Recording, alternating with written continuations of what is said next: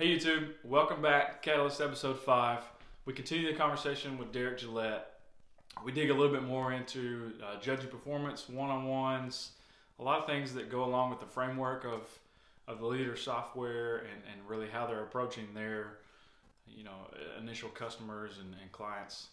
So great conversation. Let's dive right back in. Appreciate you being part of this journey. Please subscribe, share. I'm really trying to make this as concentrated but also relevant for people really getting it done and on the front line of things day to day. So again, thank you for listening. Enjoy this episode. Does that I make like sense? that. What do you think about that Yeah. approach? No, I'm thinking based on what I have read and understand about y'all's Yeah. model. I'm thinking specifically about that and what two thoughts. One is I have taken the DISC personality test at a few different points in my career, and it Yeah. changes, right? So if an employee is fortunate enough to live through multiple cycles of this within a company, I can see that changing, which in the moment isn't that big of an impact. But I guess the other thing is, uh, what does that look like as a user of the LEADR system? What am I trying to say? I understand what you're saying about taking the taking some framework, leaving some flexibility, Hmm. adapt to, you got a management style and you've got the perception of the individual employee, but you've also got a team of employees.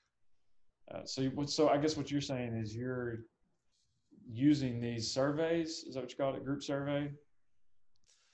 Team Pulse. Team Team Pulse Pulse. surveys. Yep. Team Pulse to get individual. It's not peer to peer. It's manager to employee. Okay, this is awesome. We're digging into it. And you can feel free to disagree with any of the conclusions I'm drawing. And I would Okay. absolutely love that because, Okay. again, we're like trying to figure out something that's really difficult. Right.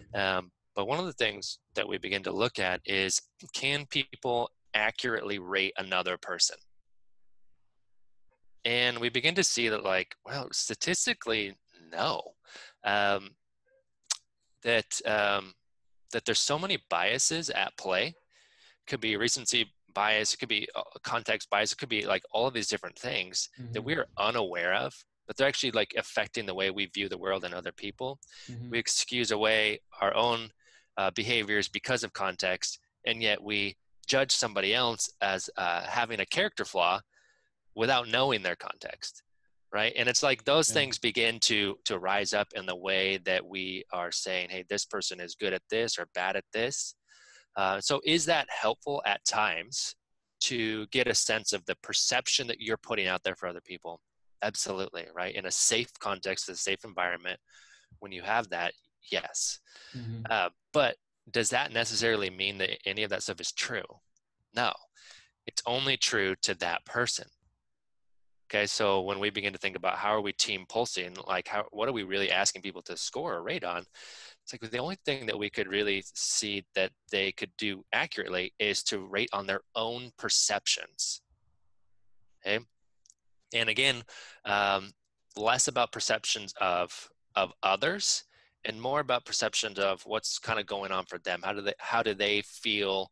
Do they look forward to the opinions of their teammates being shared in meetings? Mm-hmm. Right? um, that would be pretty fascinating if you were able to know that, right? Like I love to hear from other people on my team. I feel like Yeah. the different opinions that they share actually makes the ideas and the projects stronger that we work on. Mm-hmm. Like that would tell you quite a bit as a manager. And so it's one piece of the measure progress puzzle that feeds back into the personalized coaching. But you also want a few other things, right? And so the other thing we're working on right now is goals. And so if you were to go like organization to organization, how do you do goals right now? Like you would hear a lot of acronyms thrown at you.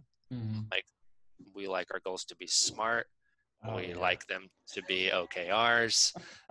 You would all kinds of acronyms, but Yeah. even within that, like when we begin to study, okay, well, OKRs seem to be kind of the industry leading thing right now. That seems to have been used by really successful companies. It's like, it Mm-hmm. sounds like Google in the very early days implemented OKRs, and they still continue today. So it must work. But when you get into that, even the way that every organization does those is different. Mm-hmm. Like for some people, they want a highly quantifiable metric within the objective. Other people want those objectives to be more inspirational. Okay. All kinds of things. Some people go all the way down to the individual level with goals. Some people keep it at a team or an organization level. But goals, the one thing that goals does, which I think kind of speaks to a little bit of what your point was, is it gives you that one other piece of data that shows, like, the pulse tells you about how the perceptions are changing and leads to quality conversations, which I believe builds rapport and allows you to maximize that individual's strengths in different ways.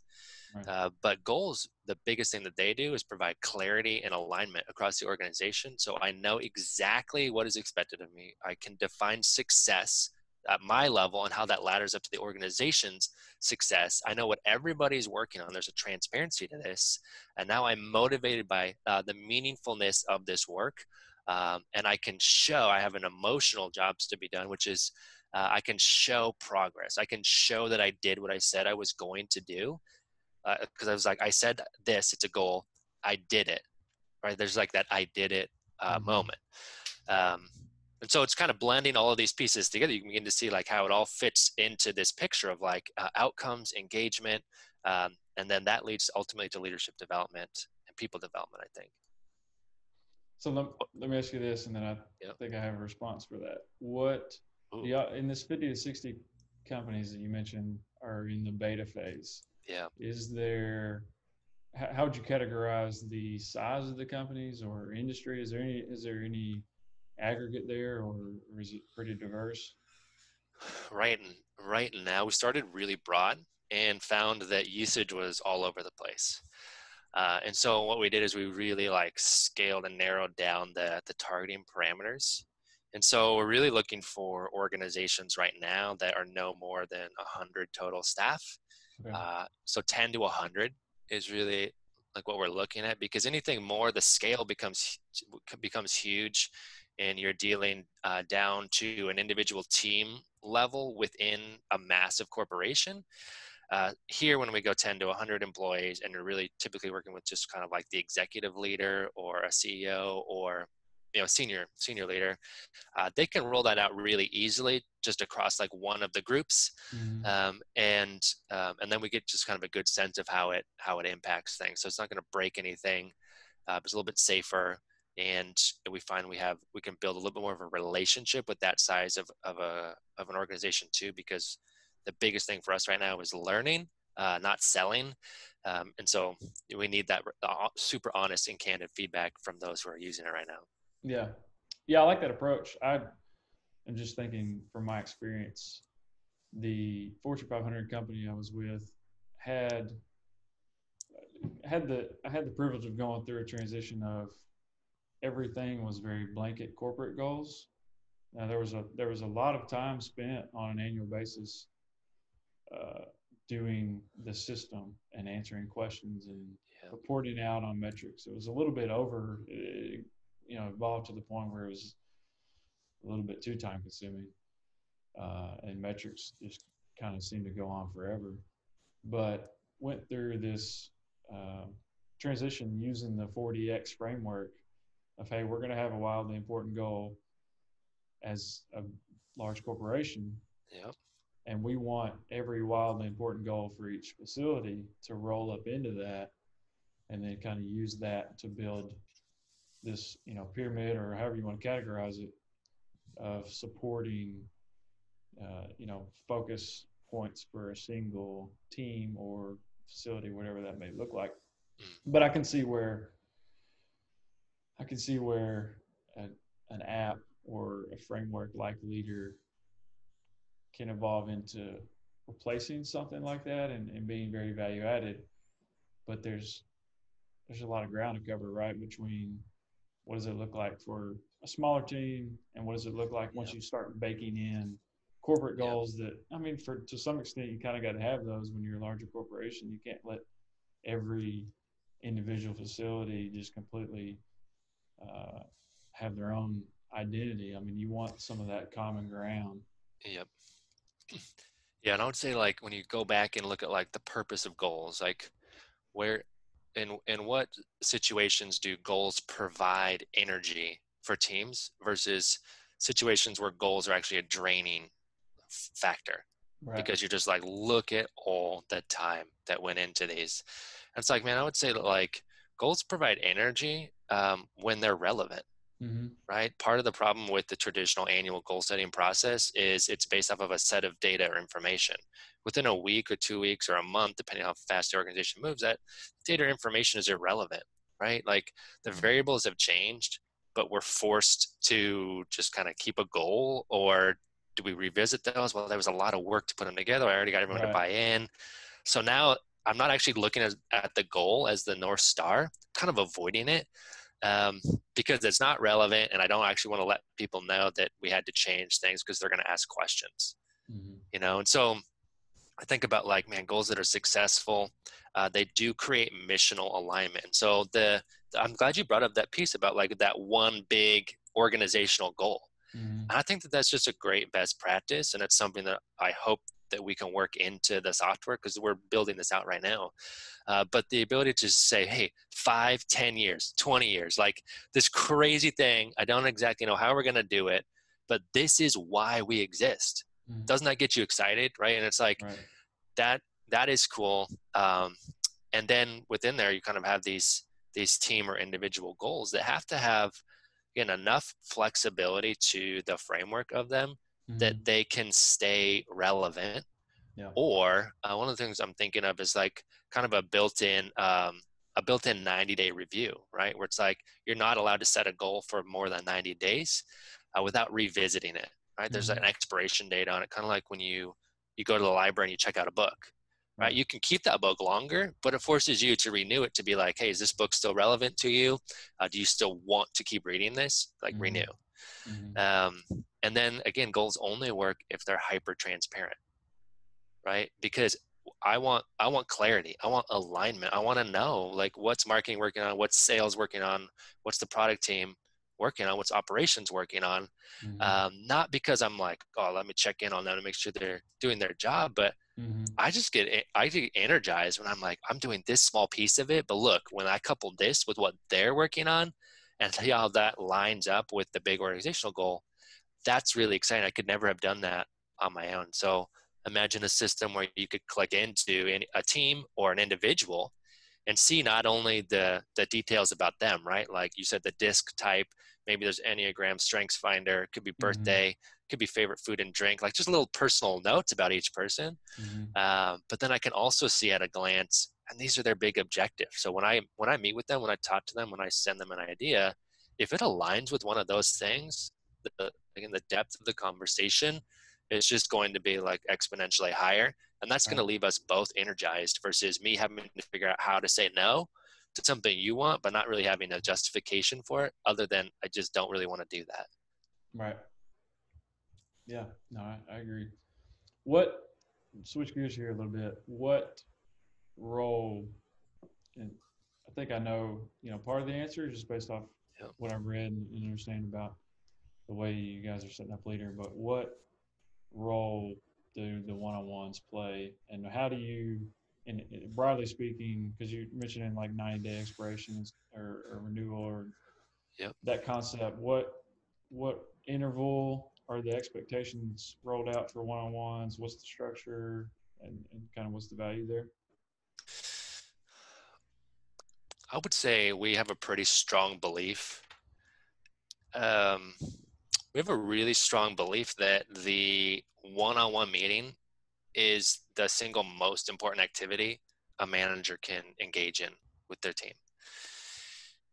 I would say our default position is that should probably happen weekly, but in different contexts, right? Maybe you have a remote team, maybe your team is incredibly large.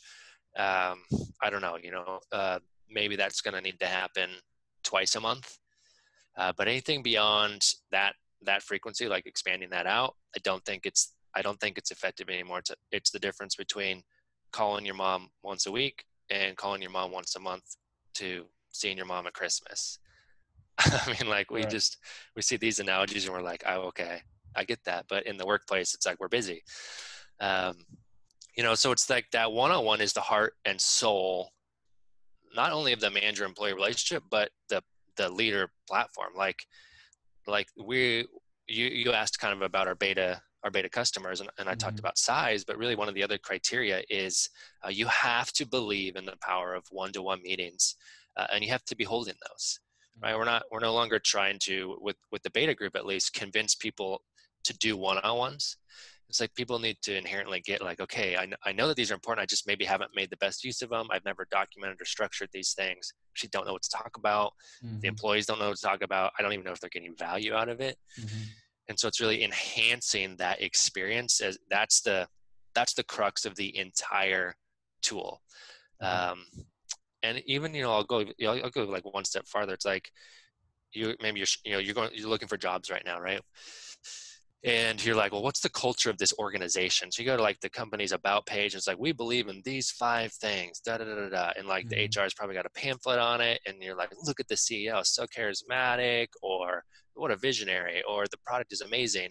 But once you get a week into that new job or 2 weeks into the job, it doesn't really matter about these gigantic organizational, cultural values, or whether you like the CEO or not. Like, so much of your effectiveness as an employee and your engagement is down to that team level, and especially the manager employee relationship. And then additionally, the employee to employee relationship on a specific team. Mm-hmm. Find that like that's the bond, that's the Mm-hmm. glue, that's where resilience and innovation happens. Mm-hmm. And so if we can empower that relationship to just grow even like 1x, 2x, 3x stronger, we believe there will be like exponential increase in business outcomes, for companies.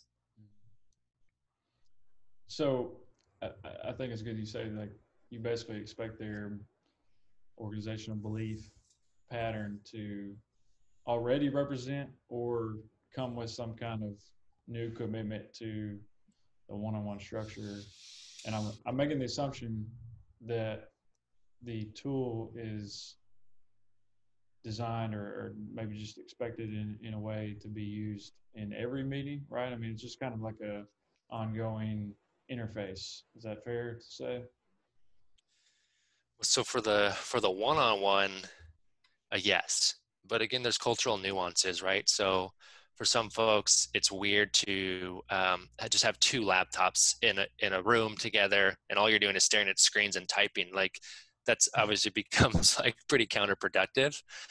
And so a lot of like the usage of the tool for the one-on-one happens actually before and after the meetings, which Okay. sounds a little bit strange, but we find most people don't have a way to collaborate on an agenda, right? So it happens for me, like, my manager and I will kind of be talking, even like right now in LEADR, right? And he'll be like, hey, I've been thinking about how we need to refresh the website for when the product launches. Can we talk about that? And so rather than me having to write that down or whatever, it's like, it just adds that right into the agenda. It gives me time to think about it. I can drop notes in ahead of time. And so now we both walk into the meeting feeling prepared. It's, again, the productivity, like the level of conversation there just goes through the roof.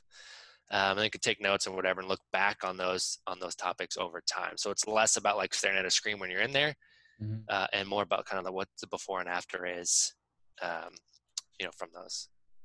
So what's the leader team size at right now? Oh, good question. I think there's like 10 of us. Okay. Yeah. So I was guessing under 20. And you are There's not very using many. your own system, right? Yeah.